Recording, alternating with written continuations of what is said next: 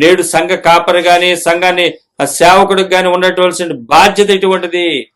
నేనున్నా లేకపోయినా బైబిల్ అనుసరించండి అని చెప్పాలి, కానీ మా కుటుంబ సభ్యుల్లోని ఎవడో ఒకడు పాస్టర్ అవుతాడు, వాడిని అనుసరించమని చెప్పేది దుర్బోధలు వచ్చినాయి ఈ రోజుల్లో.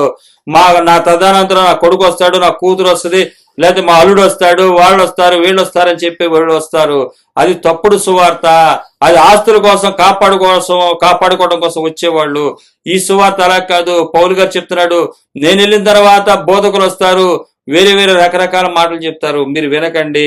శ్రమలు కాదు మనకి ఆశీర్వాదాలని చెప్తారు, కాదు మీరు వినకండి. ఇక్కడ రాయబడుతుంది, మరియు నేను ఏ విషయంలోనూ సిగ్గుపడక, అంటే జైల్లో ఉన్నానని చెప్పి లేకపోతే శ్రమల్లో ఉన్నానని చెప్పి నేను సిగ్గుపట్టలేదు. ఎప్పటి వలనే ఇప్పుడును పూర్ణ ధైర్యంతో బోధించటం వలన నా బ్రతుకు మూలంగానైనా సరే, నా చావు మూలంగానైనా సరే, క్రీస్తు నా శరీరం మందు గణపరచబడునని